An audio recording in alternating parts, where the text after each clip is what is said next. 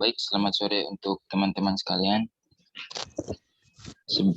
Sebelum kita memulai diskusi kita sore hari ini, marilah kita berdoa menurut ajaran dan kepercayaan kita masing-masing. Berdoa dimulai.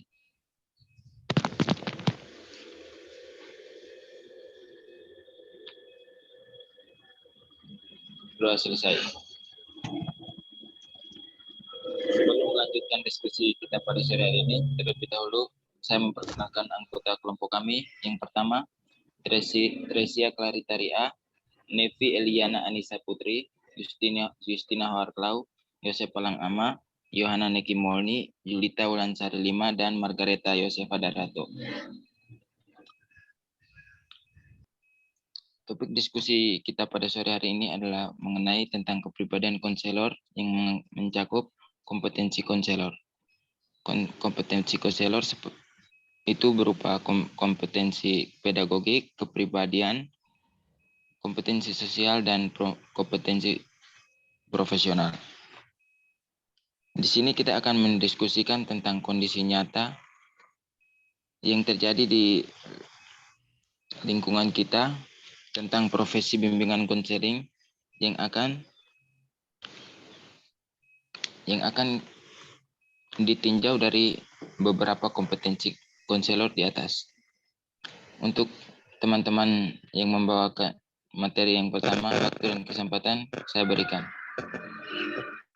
Oke, baik. Terima kasih atas waktu dan kesempatan yang diberikan. Untuk selanjutnya memasuki materi yang kedua, itu berkaitan dengan jelaskan kondisi nyata profesi bimbingan konseling di Indonesia ditinjau dari kompetensi yang telah disebutkan sebelumnya. Berdasarkan kompetensi yang telah dijelaskan sebelumnya, ada 4 kompetensi dasar dan juga keberadaan profesi bimbingan konseling mencakup pada kompetensi akademik dan profesional sebagai suatu keutuhan. Profesi akademik merupakan pendidikan formal jenjang S1 bimbingan konseling, sedangkan pendidikan profesional merupakan pendidikan yang berdasarkan pada latihan, dan profesi BK juga merupakan bermuara pada orientasi, pada pengalaman dan kemampuan. Keberadaan profesi bimbingan konseling dalam sistem pendidikan nasional dinyatakan sebagai salah satu kualifikasi pendidikan sejajar dengan kualifikasi guru, dosen, pamong belajar, fasilitator, dan instruktur. Masing-masing kualifikasi pendidikan termasuk konselor memiliki keunikan konteks tugas dan ekspektasi kinerja. Standar kualifikasi akademik dan kompetensi konselor dikembangkan dan dirumuskan atas dasar kerangka pikir yang menegaskan konteks tugas dan ekspektasi kinerja konselor. Konteks tugas konselor berada dalam kawasan pelayanan yang bertujuan mengembangkan potensi dan mendirikan konseling dan pengambilan keputusan dan pemilihan untuk mewujudkan kehidupan yang produktif, sejahtera, dan peduli terhadap permasalahan umum. Sekian.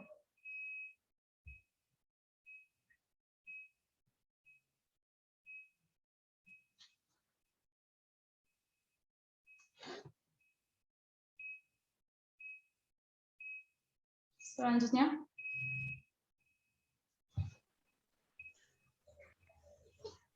Langsung saja ya ke nomor 3, yaitu identifikasi karakter kepribadian konselor. Nah, karakter pribadi konselor di Indonesia itu perlu mendapatkan tambahan-tambahan karena teori pribadi konselor yang berasal dari Barat, yaitu Amerika Serikat, yang selama ini itu telah dipelajari oleh calon-calon konselor pada saat menempuh pendidikan. Nah, itu tuh menuntut ilmu di perguruan tinggi, terus diterapkan oleh para konselor di Indonesia. Nah, karena memperhatikan beberapa faktor-faktor penting seperti faktor keragaman sosial dan budaya. Nah, oleh karena itu, jika faktor-faktor tersebut ditambahkan oleh konselor sebagai pengembangan kepribadiannya, maka terbentuklah karakter pribadi ideal konselor. Nah, karakter kepribadian ideal calon konselor di Indonesia itu berasal dari teks Permendiknas nomor 27 tahun 2008 yang menyatakan bahwa standar kualifikasi akademik dan kompetensi konselor, di mana salah satu kompetensi yang yang dibahas adalah kompetensi kepribadian. Nah, penyerapan nilai-nilai tes kompetensi kepribadian oleh calon konselor ini dianggap penting untuk menyempurnakan kelemahan-kelemahan yang terdapat dalam teori kepribadian konselor yang berasal dari Barat itu. Nah, dengan penyerapan nilai-nilai kepribadian yang berasal dari teks Permendikdas nomor 27 tahun 2008 ini diharapkan calon konselor itu dapat membentuk suatu tingkatan kepribadian yang ideal dan dapat diterapkan di Indonesia serta tidak bertentangan dengan nilai-nilai yang dianut oleh masyarakat yang ada di Indonesia. Nah, penyerapan nilai-nilai lain beriman, terus bertakwa kepada Tuhan Yang Maha Esa. Nah, penerapan nilai ini dianggap sangat penting, bahkan menjadi penyerapan nilai yang utama karena teori kepribadian konselor yang berasal dari Barat itu tidak melakukan penekanan pada nilai-nilai spiritual seorang terapis atau seorang konselor. Nah, dengan penyerapan nilai ini diharapkan calon konselor itu dapat menjalankan tugas dan fungsinya dengan baik di sekolah disesuaikan dengan tempat tinggalnya yaitu di Indonesia, seperti itu.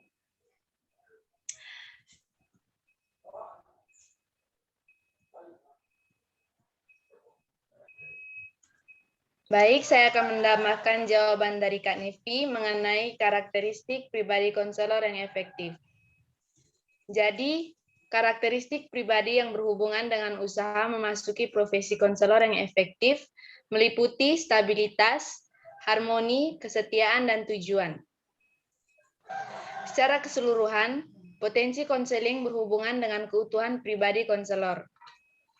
Kepribadian seorang konselor penting bahkan sangat krusial dalam menciptakan perubahan pada klien dibanding kemampuan mereka dalam menguasai pengetahuan, keahlian, atau teknik. Edukasi atau pendidikan tidak dapat mengubah karakteristik dasar seseorang. Konselor yang efektif bertumbuh sebagai seorang yang menolong orang lain untuk melakukan hal yang sama dengannya. Dengan kata lain, konselor yang efektif peka terhadap diri mereka sendiri dan orang lain. Mereka memonitor prasangka mereka, mendengar, mencari, mengklarifikasikan, dan mengeksplorasi perbedaan kultural dan rasial secara terbuka dan positif. Konselor yang efektif juga adalah orang yang mampu mengintegrasikan keterampilan dan pengetahuan ilmiah ke dalam kehidupan mereka. Dengan demikian, mereka mampu mencapai keseimbangan interpersonal dan kompetensi teknis. Kualitas tambahan dari konselor yang efektif selain yang sudah disebutkan di atas ialah yang pertama, kompetensi intelektual berkaitan dengan keinginan dan kemampuan untuk belajar sekaligus berpikir cepat dan kreatif.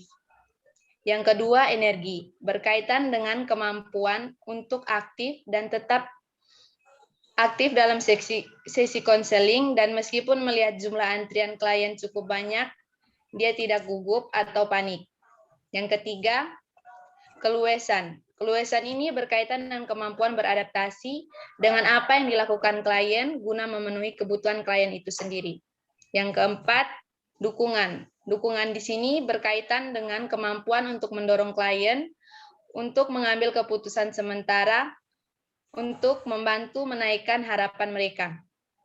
Yang kelima, niat baik. Niat baik di sini berkaitan dengan keinginan untuk membantu klien secara konstruktif dengan etika meningkatkan kemandirian mereka. Yang keenam, kesadaran diri. Kesadaran diri ini berkaitan dengan mengetahui diri sendiri, termasuk perilaku, nilai, dan perasaan, serta kemampuan untuk mengenali bagaimana dan faktor apa saja yang mempengaruhi satu sama lain. Sekian dari saya untuk teman berikutnya.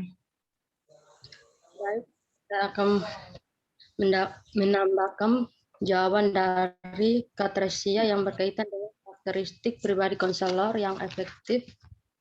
Di antaranya, menawan hati, memiliki kemampuan bersikap tenang ketika bersama orang lain, memiliki kapasitas untuk berempati dan karakter lain yang memiliki makna yang sama, berpengalaman, memiliki corak hubungan antar pribadi dan faktor-faktor non-kognitif, mengenal diri sendiri, mampu memahami orang lain, mampu berkomunikasi dengan orang lain, dalam arti memahami perasaan dan pikiran baik secara fisik maupun psikis.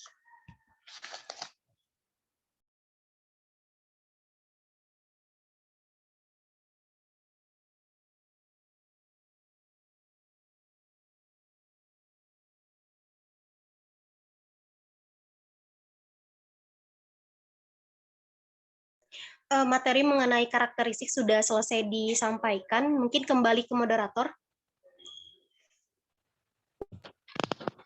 Baik.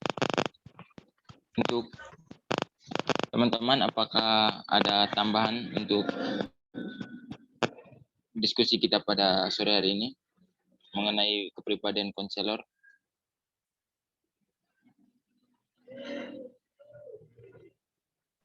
Kalau dari saya tidak ada, Kak. Mungkin dari teman-teman lain. Baik, Kak, jika dari teman-teman lain juga tidak ada tambahan, saya sebagai moderator akan menutup diskusi kita pada sore hari ini.